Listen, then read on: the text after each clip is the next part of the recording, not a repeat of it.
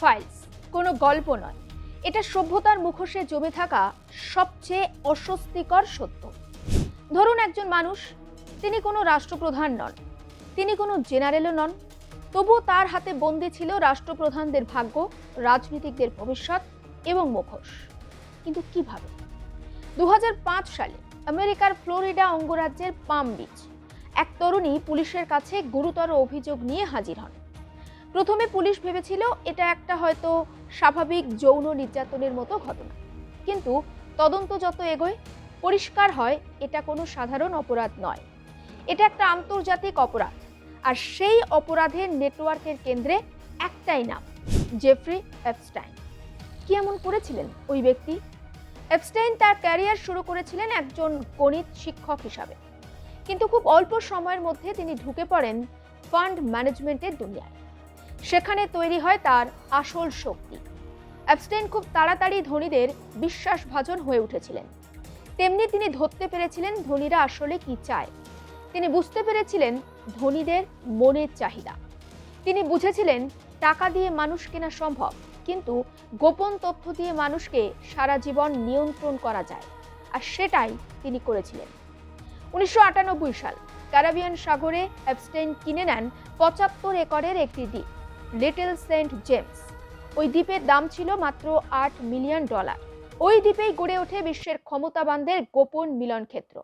রাজনীতিবিদ, ব্যবসায়ী, প্রভাবশালী ব্যক্তি, রাজপরিবারের সন্তান, প্রত্যেকেরই ওখানে আসা যাওয়া লেগেই ছিল। আর এই দ্বীপের বিলাসিতা ছিল একেবারে চোখ ধাঁধানো, কিন্তু সাধারণ মানুষের প্রবেশ সেখানে একেবারে নিষেধ ছিল। শুধু নিয়ন্ত্রিত অতিথিরাই সেখানে যেতে পারতেন। এই দ্বীপ ছিল একটি গোপন তথ্য সংগ্রহের কারখানা। সেখানে অতিথিদের ব্যক্তিগত মুহূর্ত ক্যামেরাবন্দি করা হতো।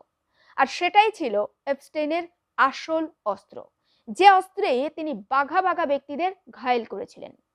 জেফ্রি এপস্টাইন এই নামটির সঙ্গে আপনারা প্রত্যেকেই এখন কম বেশি পরিচিত, কিন্তু এপস্টাইনের তালিকায় থাকা আমি এমন একজন ব্যক্তির কথা বলবো যেটা শুনে আপনি চমকে উঠবেন, ভাববেন এটাও কি সম্ভব?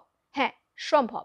বাংলাদেশে অন্তর্বর্তী সরকারের প্রধান উপদেষ্টা মোহাম্মদ ইউনূস, কলঙ্কিত তালিকায় মোহাম্মদ ইউনূসের নাম নিয়ে চর্চা চলছে, যা বাংলাদেশের রাজনীতিকে একটা নতুন মাত্রা দিয়েছে। এপস্টাইনের কুখ্যাত দ্বীপ লিটল সেন্ট জেমস ছিল একটি পৈশাচিক রাজ্য, যেখানে বিশ্বের প্রভাবশালীরা তাদের বিকৃত কামনা চরিতার্থ করতেন।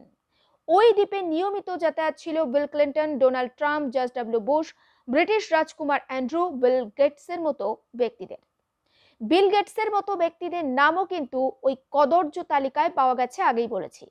মেলিনা গেটসের সঙ্গে তার বিবাহ বিচ্ছেদের পিছনে এই এপস্টাইনের সঙ্গে তার সম্পর্কের বিষয়টা কোনো গুঞ্জন ছিল না। ইসরায়েলের গোয়েন্দা সংস্থা মোসাদের সাথে বিশ্বের নামকরা গোয়েন্দা সংস্থাগুলো এপস্টাইনের সঙ্গে গোপনে সম্পর্ক রাখত। ফলে এই অপারেশনকে আন্তর্জাতিক রাজনীতির অন্ধকার দিক হিসাবে দেখা যেতেই পারে। লিটল সেন্ট জেমস এই দ্বীপ ছিল একটা ভয়ঙ্কর ফাঁদ, যেখানে নাবালিকাদের সাপ্লাই দেওয়া হতো বিশ্বের সবচেয়ে প্রভাবশালী ব্যক্তিদের বিকৃত কামনা চরিতার্থ করার জন্য, এবং সেই দুর্বল মুহূর্তের ভিডিও করে রাখা হতো। এটি কোনো সাধারণ বিনোদন ছিল না, এটি ছিল বিশ্ব রাজনীতিকে নিয়ন্ত্রণ করার একটি অস্ত্র। এই পৈশাচিক আয়োজনের মূল হোতা এপস্টাইন ছিলেন একজন আন্তর্জাতিক দালাল, যার কাজ ছিল তথাকথিত পশ্চিমা বিশ্বের প্রভাবশালী ব্যক্তিদের দুর্বল মুহূর্তের ভিডিও করে তাদেরকে ব্ল্যাকমেল করা। সবচেয়ে বড় বিষয় এবং আলোচনার জন্ম দিয়েছে কি জানেন? শান্তিতে নোবেল জয়ী এবং বাংলাদেশের অন্তর্বর্তী সরকারের প্রধান উপদেষ্টা মোহাম্মদ ইউনূসের নাম। ক্লিন্টন দম্পতির সঙ্গে বন্ধু হিসাবে বা তাদের খুব ভালো বন্ধু ছিল ইউনূস, এবং ইউনূসের নাম সত্যিই কি এপস্টাইনের পাপের তালিকায় রয়েছে? থাকলে কোন সমীকরণে এই নাম রয়েছে? বিভিন্ন সামাজিক যোগাযোগ মাধ্যম দাবি করছে মোহাম্মদ ইউনূসের নাম জেফ্রি এপস্টাইনের ওই ব্ল্যাক লিস্টের তালিকায় যুক্ত। সেই দাবির মূল ভিত্তি হলো 2010 সালের একটি ইমেল, যে মেল পাঠিয়েছিলেন আল সেকেল নামে এক ব্যক্তি। আল সেকেল ছিলেন এপস্টাইনের দীর্ঘদিনের সহযোগী এবং কুখ্যাত নারী পাচারকারী ম্যাক্সওয়েলের বোন ইসাবেল ম্যাক্সওয়েলের স্বামী। ফলে সংযোগটি অত্যন্ত পরিষ্কার এবং গভীর, আপনি বুঝতে পারছেন। ইসাবেল ম্যাক্সওয়েল আবার দীর্ঘদিন ধরে ইউনুসের প্রতিষ্ঠান গ্রামীণ আমেরিকা তার সিনিয়র অ্যাডভাইজার হিসাবে কাজ করেছেন। 2010 সালের 27শে সেপ্টেম্বরের সেই ইমেল বা সেই মেলে আল সেকেল দাবি করেন তিনি এবং তার স্ত্রী ইসাবেল ইউনুসকে বিখ্যাত মার্কিন অ্যানিমেশন সিরিজ দ্য সিম্পসনের স্রষ্টা অ্যানিমেটর ম্যাট গ্রোনিং এর সঙ্গে পরিচয় করিয়ে দিয়েছিলেন এবং এই পরিচয়ের সূত্র ধরেই ইউনুস দ্য সিম্পসনের একটি পর্বে অতিথি চরিত্র হিসাবে উপস্থিত হয়েছিলেন। ওই ইমেলে ডক্টর ইউনুসকে আমাদের খুব ভালো বন্ধু বা আওয়ার গুড ফ্রেন্ড হিসাবে উল্লেখ করা হয়েছে। অর্থাৎ এপস্টেইন সিন্ডিকেটের অন্যতম মূল হোতা ম্যাক্সওয়েলের পরিবারের সঙ্গে ইউনুসের কেবলমাত্র পেশাদার সম্পর্ক ছিল না, ছিল একটি পারিবারিক এবং বন্ধুত্বপূর্ণ সম্পর্ক। ফলে এখন প্রশ্ন হচ্ছে, ইউনুস কি এপস্টেইনের এই দ্বীপে গিয়েছিলেন বা তিনি কি সরাসরি কোনো অনৈতিক কর্মকাণ্ডে জড়িত ছিলেন? তবে এখনো পর্যন্ত কোনো নথিতে ইউনুসকে সরাসরি কোনো যৌন নির্যাতন বা অপরাধের সঙ্গে যুক্ত বলে আপাততভাবে উল্লেখ করা হয়নি। তবে এটা ভুললে চলবে না, আন্তর্জাতিক রাজনীতির বিশ্লেষণে গিল্টি বাই অ্যাসোসিয়েশনস বা সঙ্গদোষের বিষয়টি অত্যন্ত গুরুত্বপূর্ণ।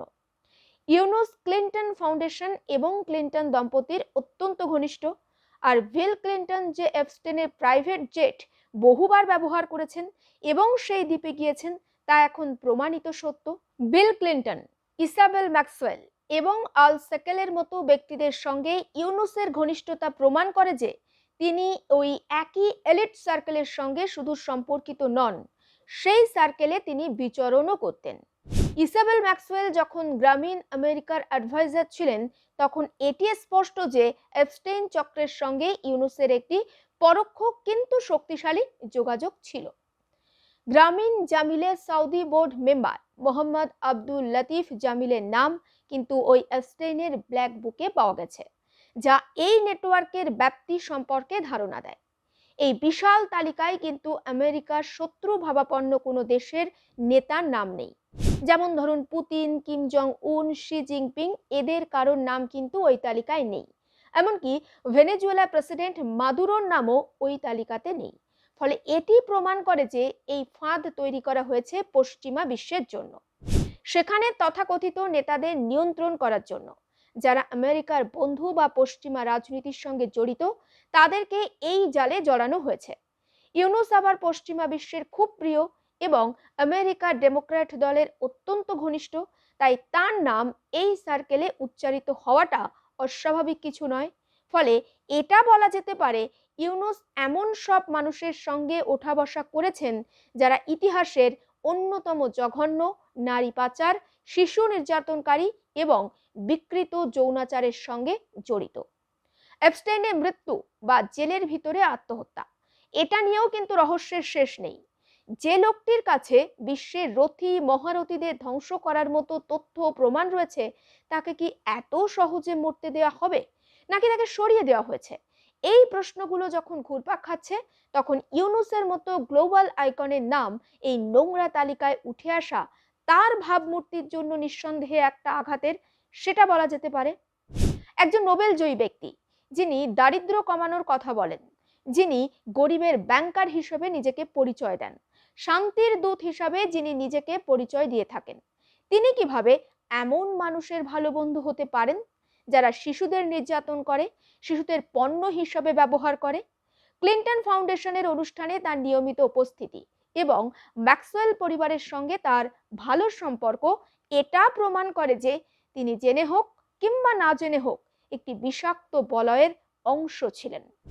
এবং ইউনুস কি এটা তিনি স্বীকার করবেন? ইউনুস স্বীকার করবেন কি স্বীকার করবেন না সেটা তার ব্যক্তিগত বিষয়।